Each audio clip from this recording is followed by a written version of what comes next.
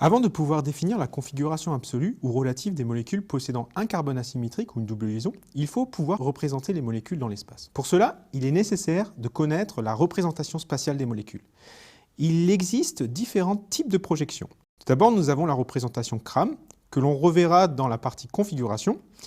Toutes les liaisons marquées par un trait sont dans le plan du tableau. Toutes les liaisons marquées par un trait plein sont des liaisons à l'avant du plan du tableau. Toutes les liaisons marquées par un trait haché sont des liaisons à l'arrière du plan du tableau. Par exemple, pour un seul atome de carbone, la représentation la plus courante sera celle avec un angle de 109 degrés du carbone tétraédrique en tenant compte de la géométrie des molécules. On peut également dessiner plusieurs atomes de carbone avec cette représentation. La deuxième projection est la représentation Newman, qui sera essentiellement utilisée pour étudier la conformation des molécules. Pour cela, il faut regarder la molécule dans l'axe de la liaison carbone-carbone. On ne représente pas ces deux carbones dans une projection de Newman, mais les liaisons au reste de la molécule.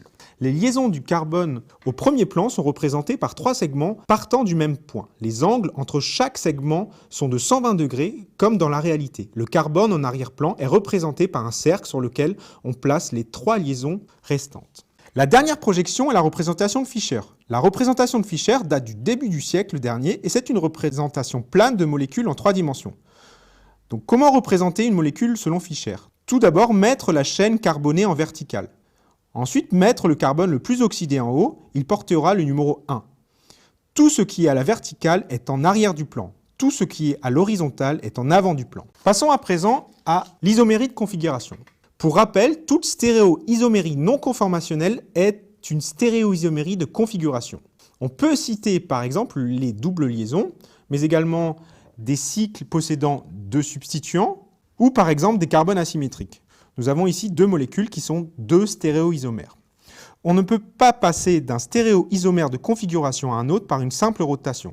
Il faudrait rompre au moins une liaison sigma pour passer d'une configuration à un autre. Aussi, pour savoir quel stéréoisomère on parle, il faut introduire une nomenclature. Prenons le cas du dernier exemple. Comment déterminer la configuration absolue d'un carbone asymétrique? Un carbone asymétrique, c'est un carbone avec 4 substituants différents. Afin de déterminer quelle est la configuration du carbone asymétrique, des règles ont été établies par Kahn, Ingold, Prelog, qu'on appelle les règles CIP.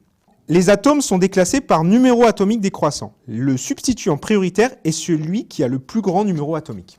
L'iode sera supérieur au brome, qui sera supérieur au chlore, au soufre, au phosphore, au fluor, à l'oxygène, à l'azote, au carbone et à l'hydrogène. Si le carbone est lié à deux atomes identiques, alors on examine les atomes du rang suivant, comme lors d'un classement de noms par ordre alphabétique. Par exemple, dans le cas de cet acide aminé, l'azote sera en position 1, l'acide carboxylique en 2, car il a un oxygène qui est lié au carbone. Le méthyle, le CH3, sera en position 3, car il y a un hydrogène qui est lié au carbone. Enfin, l'hydrogène sera classé en position 4. Dans le cas des liaisons multiples, lorsque le substituant comporte des liaisons multiples, il faut considérer les atomes liés de façon multiple comme reliés à autant d'atomes par de simples liaisons. Chaque atome d'une liaison multiple est formellement supposé être rattaché à l'autre par plusieurs liaisons.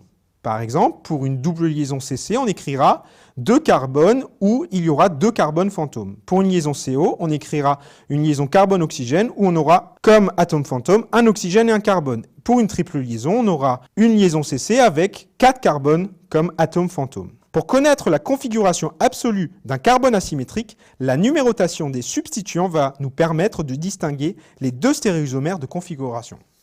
Pour cela, on place le substituant du plus petit numéro atomique à l'arrière du carbone asymétrique, puis on regarde le sens de rotation du substituant prioritaire. 1 vers 2 et enfin vers 3. Dans le sens horaire, sens rectus, R, on parle de stéréoisomère R. Dans le sens anti-horaire, sinister, on parle de stéréoisomère S. Pour la configuration d'une double liaison, les règles CIP sont les mêmes concernant la numérotation des substituants portés par les deux carbones de l'alcène. Il faut déterminer de quel côté de la double liaison sont situés les groupements prioritaires de chaque carbone impliqué dans la double liaison. Pour le carbone de gauche, le substituant prioritaire est un CH3 par rapport à l'hydrogène qu'on va noter 1 et 2.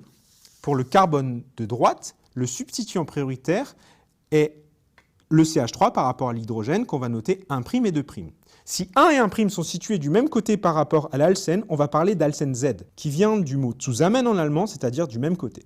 Si 1 et 1' sont situés à l'opposé par rapport à l'alcène, on va parler d'alcène E, entgegen en allemand, qui veut dire à l'opposé. Enfin, pour la configuration des composés cycliques, les règles CIP sont les mêmes concernant la numérotation des substituants.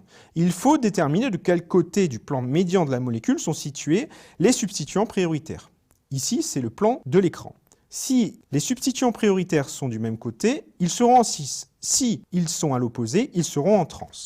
Voilà comment se termine l'explication des règles CIP pour déterminer la configuration absolue ou relative d'une molécule possédant un ou plusieurs centres de chiralité, mais également les alcènes.